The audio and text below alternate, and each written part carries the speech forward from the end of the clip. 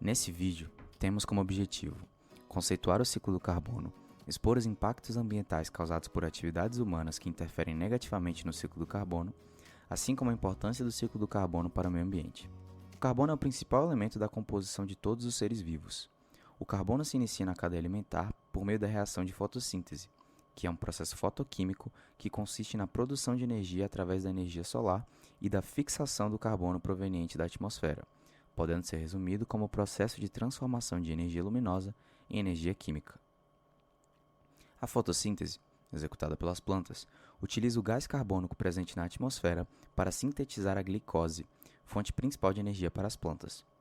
A liberação de carbono após a fotossíntese se deve principalmente a dois processos. São esses: a liberação de CO2 na atmosfera por meio da respiração de seres vivos que utilizam oxigênio como fonte principal de energia e a decomposição da matéria orgânica, ou seja, restos de plantas, animais e outros seres que se acumularam no solo terrestre e se transformaram em combustíveis fósseis, principal combustível utilizado pela humanidade para realizar trabalho, pelo processo da reação de combustão, que libera o carbono de volta à atmosfera em forma de CO2. Esse ciclo é conhecido como ciclo biológico do carbono.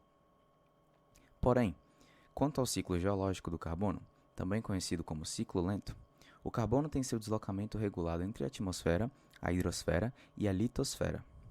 Isso ocorre devido à presença do carbono nos solos, rochas, rios, lagos, oceanos e em até moléculas dispersas pelo ar.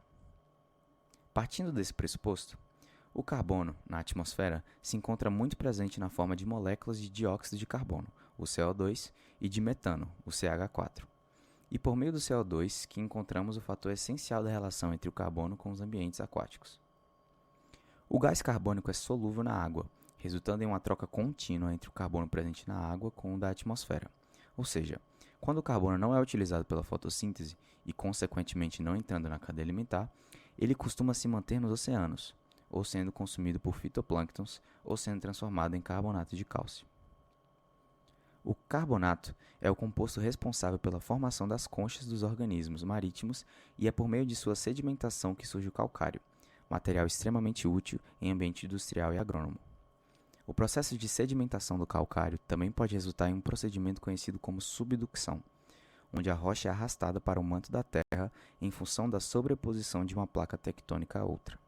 Sendo assim, essas rochas acabam se expondo a temperaturas e pressões altíssimas, forçando a interação com outros compostos ali presentes e resultando na liberação desse carbono retido.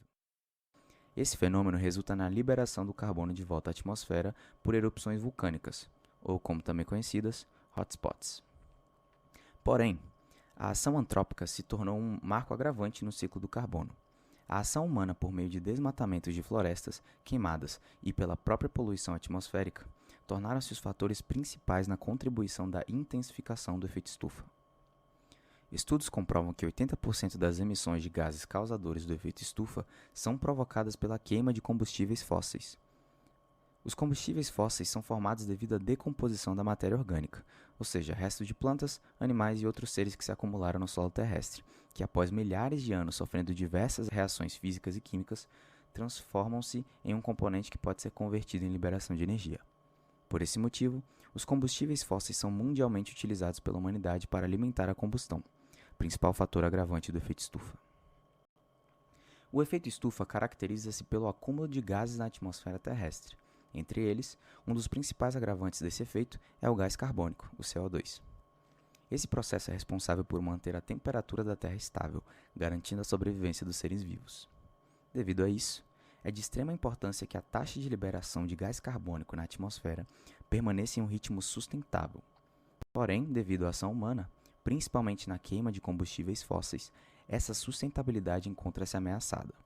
Dessa forma, é de extrema importância que os profissionais que trabalham com esse tipo de combustível tenham responsabilidade na liberação desse gás para a atmosfera, tendo em mente a preservação da sustentabilidade da vida no planeta. Desde a Revolução Industrial, o ser humano extraiu e queimou ao decorrer de séculos combustíveis fósseis que levaram milhões de anos para se formar. No entanto, apenas na década de 80 que questões relacionadas ao efeito estufa, a mudanças climáticas e ao aquecimento global começaram a ser discutidas e ocuparam um lugar de destaque na sociedade e na comunidade científica.